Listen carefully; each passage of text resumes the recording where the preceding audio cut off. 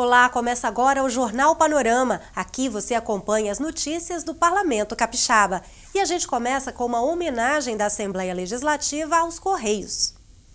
350 anos encurtando distâncias. A trajetória dos Correios se mistura com a história do Brasil. E a data foi lembrada no Parlamento Capixaba. O aniversário foi comemorado em sessão solene, com homenagem a funcionários e lançamento de selo especial comemorativo.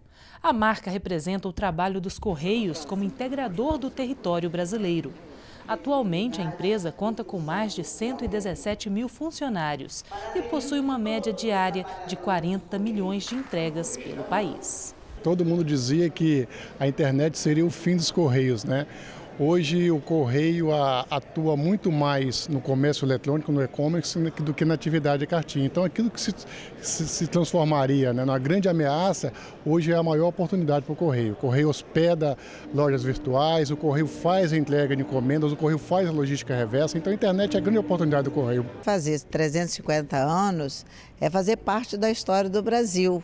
Então, hoje nós estamos aqui comemorando a história do Brasil através dessa instituição tão importante que são os Correios. O Parlamento Capixaba também recebeu exposição sobre a história dos Correios. Equipamentos antigos, coleções de selos e vídeos contam um pouco da história da instituição. A empresa tem incentivado nas suas regionais, principalmente nesse ano que está se completando os 350 anos, a recuperação de acervos próprios e a montagem de exposições regionais.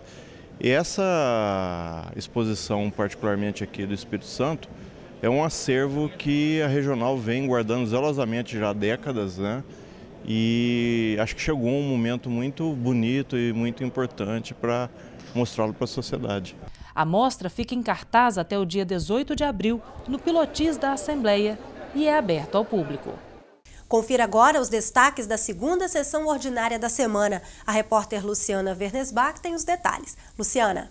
Karina, na sessão desta terça-feira, os parlamentares debateram sobre o projeto de lei da mesa diretora que cria a taxa de controle ambiental. A iniciativa prevê a cobrança de um valor das empresas exploradoras de petróleo. A Comissão de Justiça pediu mais prazo para análise da matéria. Além disso, 25 indicações parlamentares foram feitas ao Governo do Estado e ao Tribunal de Justiça. 2 delas solicitam a instalação de uma vara especializada em violência doméstica e familiar nos municípios de Aracruz e Pinheiros, no norte do estado. As iniciativas são da deputada Luzia Toledo. Foi uma proposta que o presidente desembargador Pedro Valls fez aqui no nosso fórum, né, no Fórum de Políticas Públicas para a Mulher, e a primeira-dama estava aqui, a Silvia, e ela levantou e disse que o primeiro município poderia ser Pinheiros. E Aracruz, porque é um município grande e um município onde a droga entrou para valer, e também porque a violência contra as mulheres, contra as famílias, ali naquele município é muito grande. A obrigatoriedade de apresentar um cheque calção como garantia para o atendimento em hospitais deve acabar. O projeto de lei com a proibição já foi aprovado pela Comissão de Saúde. Os deputados integrantes da Comissão de Saúde limparam a pauta da reunião desta terça-feira.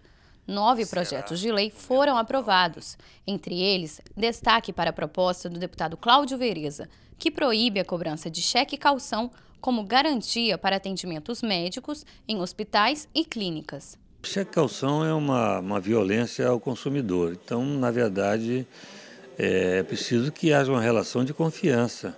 Você está precisando do hospital, você vai chegar, vai ser internado. O cheque calção é uma coisa que nós não concordamos. Infelizmente, a Comissão de Justiça deu parecer favorável à abolição desse cheque calção. Outra matéria que recebeu parecer favorável é de Luzia Toledo. A proposta obriga a existência de bula para os medicamentos manipulados. É importante que o povo que não tenha o conhecimento técnico, o conhecimento médico, de farmacologia, que ele possa, com uma linguagem simples, saber os efeitos benéficos e maléficos do remédio. Porque o remédio ele cura, mas ele mata também. Então é preciso ter uma linguagem popular para que a população possa ter acesso e ter conhecimento dos benefícios e também dos malefícios que o medicamento possa oferecer. Os projetos seguem para análise no plenário e, se aprovados, vão para a sanção do governador quando passam a ser lei. Deputados vão ao interior do estado verificar a situação das escolas municipais. A Comissão de Educação dá início esta semana às visitas técnicas às escolas municipais e estaduais do Espírito Santo. O objetivo é verificar as condições dos estabelecimentos de ensino. As visitas vão ter a participação de representantes da Secretaria de Estado da Educação. Vila Pavão e Guaçuí são os primeiros municípios a receberem os deputados. De acordo com as demandas recebidas aqui pelos prefeitos municipais, pelos vereadores, em sintonia com a Secretaria Estadual de Educação, estaremos levando investimentos. Essa semana vamos defender que sejam feitas quadras poliesportivas em algumas escolas do município de Vila Pavão. Logo após, no início de abril, estaremos no município de Guaçuí. E assim sucessivamente estaremos andando nesse estado, visitando as superintendências regionais escolares, as escolas públicas estaduais, mas também as escolas municipais, filantrópicas, para que a gente possa dar uma colaboração com sugestões, acompanhar, visualizar, conhecer a realidade de cada um dos municípios, para que a contribuição dos parlamentares que votam o orçamento, discutem esse tema de mérito aqui na Comissão de Educação, possam ser com uma profundidade maior, que possam ser com um conhecimento melhor a respeito da realidade da educação do nosso estado. Comissão de Justiça da Casa aprova matérias referentes aos direitos do consumidor e também sobre segurança na prática de esportes radicais no Espírito Santo e em eventos realizados no estado. Uma das matérias aprovadas obriga as seguradoras a informarem ao consumidor o motivo da recusa de contrato ou renovação do seguro. A matéria é de autoria da deputada Lúcia Dornelas. Outro projeto aprovado estabelece regras para a prática de esportes de aventura. Entre as normas para a realização da atividade estão a autorização do Corpo de Bombeiros, o acompanhamento por monitores habilitados e a utilização de equipamentos certificados. A matéria é de autoria do ex-deputado estadual Esmael de Almeida. Já a proposição do deputado Luiz Durão permite que pessoas obesas não passem pela catraca nos transportes públicos do estado. Também com parecer favorável, o projeto do deputado Glauber Coelho dispõe sobre a presença de profissionais treinados em primeiros socorros nos eventos realizados no estado. As matérias seguem agora para análise nas comissões temáticas da Casa. Servidores de autarquias estaduais ligadas à agricultura e ao meio ambiente pedem apoio dos deputados para melhorias nos planos de carreira. A reforma dos planos de cargos e salários dos servidores do INCAPER, IDAF e do IEMA foi debatida durante reunião da Comissão de Agricultura.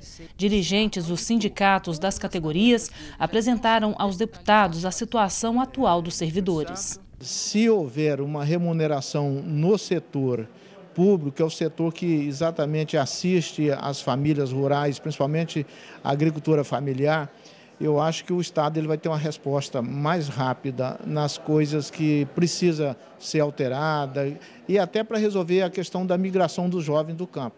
No estudo que a gente fez no período de 2010 a 2012, nós verificamos, fazendo uma comparação do institucional IDAF em relação a outras carreiras típicas de Estado no Espírito Santo e no contexto nacional, seria o primeiro gargalo, criação da carreira de fiscal agropecuário. Isso feito é o primeiro passo para a repercussão econômica que essa carreira precisa, porque a carreira de fiscalização tem embates típicos que precisa de incentivos, senão não é possível dar uma resposta do Estado à altura dos problemas de campo. Então seria basicamente isso. Primeiro, a criação da carreira e segundo, repercussões econômicas suficientes a sustentar esse trabalho de fiscalização. Os técnicos agrícolas querem remuneração de 70% do valor pago aos engenheiros agrônomos e que apenas os profissionais habilitados exerçam a profissão. Hoje, aqui no INCAPER, o inicial de um técnico agrícola é em torno de R$2.000. Nessa nova tabela está proposto 2.260. Com os descontos vem para 1.500. Isso é muito pouco porque se você faz um projeto técnico dentro do Pronaf hoje, que é desse programa da agricultura familiar, um projeto ele remunera 2%, com um projetinho de 100 mil você tem R$2.000 por um único projeto que o técnico pode estar fazendo. Então ele não vai se submeter a uma jornada grande no Incapera, um trabalho quase de sacerdócio, porque o técnico do Incapera é diferente, o técnico da extensão é diferente de um outro técnico que faz projeto, né? Então, o salário tem que ser condizente com o serviço que você presta, com a relevância do seu serviço. Os técnicos também pediram ajuda aos deputados nas negociações junto ao governo do estado.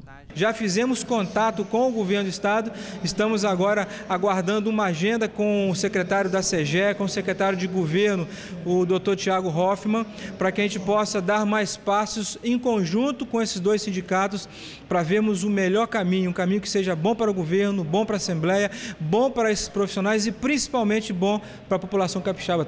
As fortes chuvas que caem sobre a Grande Vitória repercutem na casa. Quem fala sobre o assunto é o deputado Dr. Hércules. Muito preocupante, já choveu muito mais do que deveria chover o mês inteiro, em 2 dias, 1 dia e meio praticamente. Muita tristeza e muita preocupação, não só nas ruas que estão alagadas, muitas intransitáveis, muitas casas totalmente cheias de água, pessoas perdendo seus pertences, colchões, móveis, enfim. E agora mais essa notícia triste do Hospital Infantil lá do Soteco, em Vila Velha, desabar uma parte. Como presidente da Comissão de Saúde, ver o que a gente pode fazer para ajudar, não só ao hospital, mas aquelas crianças que vão ficar numa situação muito difícil. Mas apesar das chuvas que dificultam a vida do capixaba neste começo de semana, uma notícia considerada positiva pelos parlamentares foi destaque. A ministra Carmen Lúcia, do Supremo Tribunal Federal, suspendeu em medida liminar os principais pontos da nova lei de distribuição dos royalties de petróleo. A decisão ainda é provisória e precisa ser confirmada pelos demais ministros do Supremo. O deputado Roberto Carlos falou no Repercussão sobre o assunto. Fizeram de todas as formas no Congresso Nacional para que não fosse alterado a decisão já vetada pelo presidente Lula e pela presidente Dilma e que mantivesse os contratos em vigor e mexesse para frente. Mas, infelizmente, o Congresso, na sanha arrecadatória de distribuição dos royalties, que na realidade significa o quê? Uma compensação para os estados e municípios produtores. Então, a Carmen Lúcia, a ministra Carmen Lúcia, botou os pingos nos is, ela respeitou a Constituição. É claro que ainda falta a decisão do plenário do STF, mas nós temos plena convicção e esperança de que a posição dela será ratificada pelo STF e o Espírito Santo, o Rio de Janeiro, terão os seus direitos preservados. E assim termina o Jornal Panorama, mas você pode continuar acompanhando o trabalho dos parlamentares pelo site, Twitter ou Facebook. Obrigada pela companhia e até o nosso próximo encontro.